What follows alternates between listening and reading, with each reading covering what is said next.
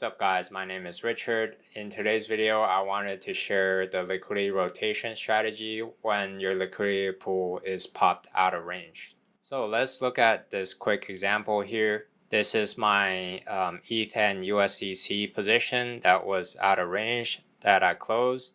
I had the lower range at about 24.75 and the max range at about 49.88. And you can see ETH is trading at about 19.10. So clearly out of range, and my USDC in the pool was fully converted into ETH.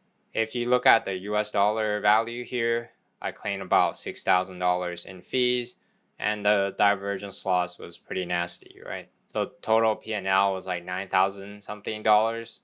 But if you look at it in the ETH terms, I gained 1.9 ETH in fees, and I had a 3.74 total P&L. So I withdrew about 16.56 ETH. Not too bad considering how the market is doing.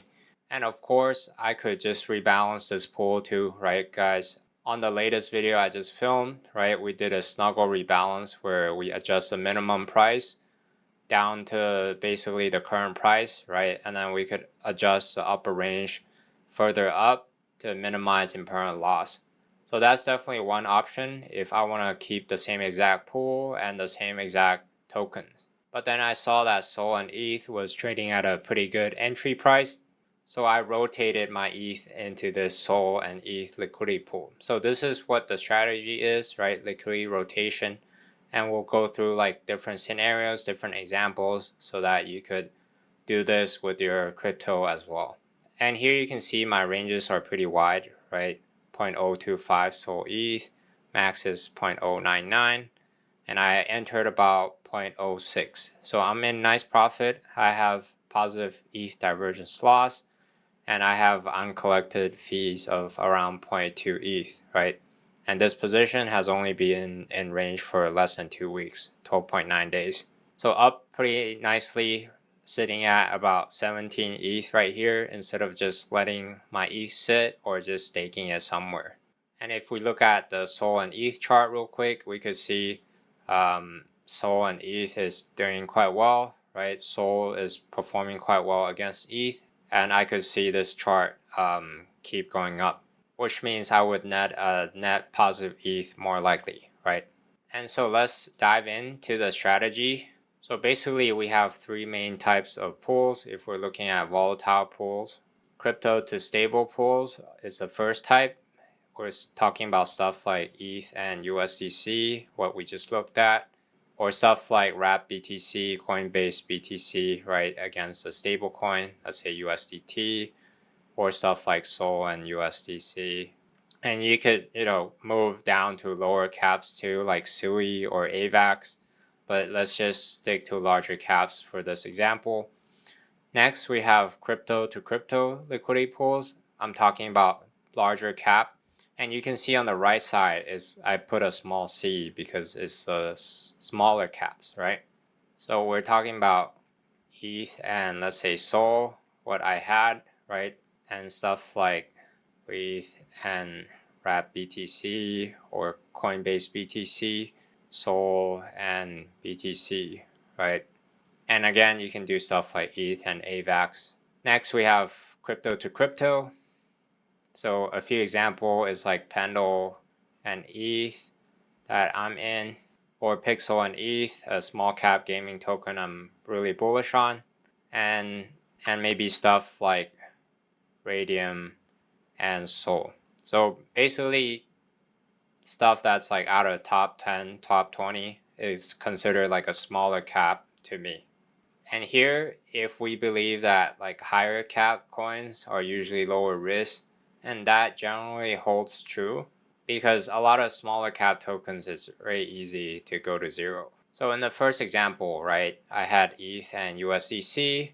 My USDC got converted all into ETH because ETH's price dropped against USDC. Then I moved up the risk curve to the ETH and SOL pool. So definitely more risky because now you're depending on the performance of ETH and SOL at the same time, right? But it's still a larger cap where things go wrong. It's not going to impact me as much as something like maybe Pendle and ETH. So let's say you're in this ETH and SOL pool and SOL pumped against ETH, then my SOL is converted to ETH again. And I could either decide to move down the risk curve back to this pool, or I could go further down to the Pendle and ETH pool as an example. Because I'm stuck with ETH, and a lot of these smaller cap pools also uses ETH as the quote asset. And the pool I pick depends on three main things. Number one is the price. If ETH is like trading at 5 to 6 grand, then maybe moving back to the ETH and USDC makes sense, right? Because then I could sell some of my ETH into USDC and provide liquidity there. But let's say ETH is still down,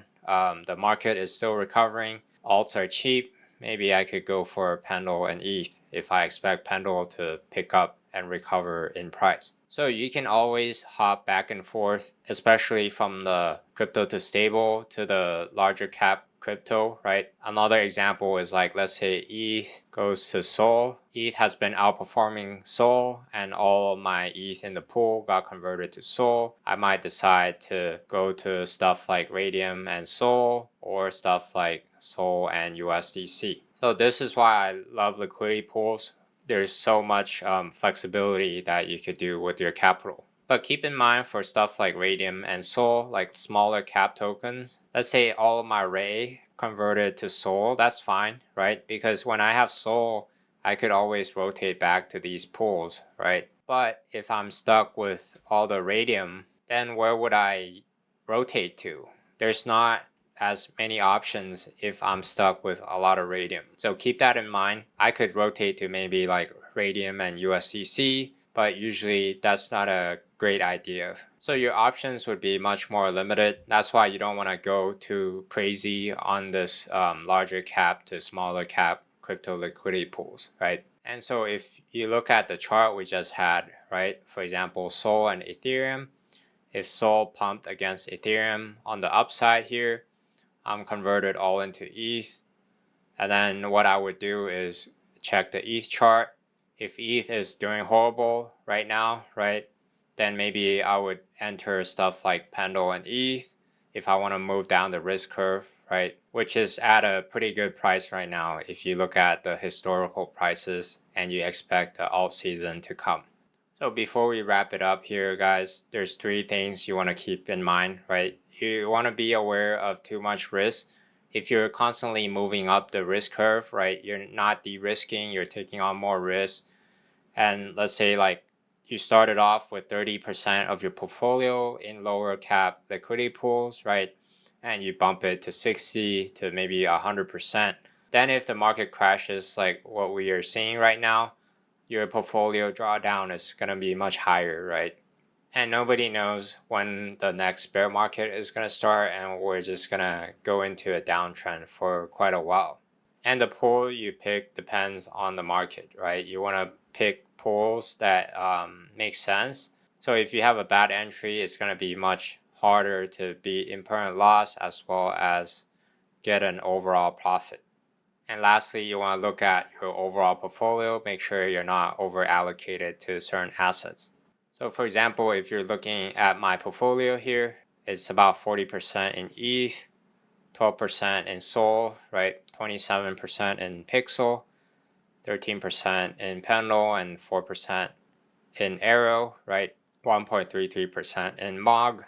So here you can see I'm more overweight in Pixel and ETH, and maybe it makes more sense for me to balance it out a little bit. And next time I use my fees, maybe I'll add to my MOG and Arrow bags or even other altcoin bags rather than, let's say going all in on Pixel or Pendle and one of those tokens ended up not doing well. So study this strategy, guys, and it could really help you out if your pool is out of range, right? And you're looking at different ways to still earn money from your capital without taking on too much risk. And basically, my play for this ETH and SOL pool probably is when ETH recovers, I'm going to stick it right back to ETH and USDC. So that's it for today, guys. I hope this makes sense and this video helped you. There's a lot more videos on my channel, so be sure to check those out. Some videos talk about impermanent loss, how to rebalance, and also stuff like how to build a DeFi portfolio. Again, thanks for watching. I'll catch you guys next time.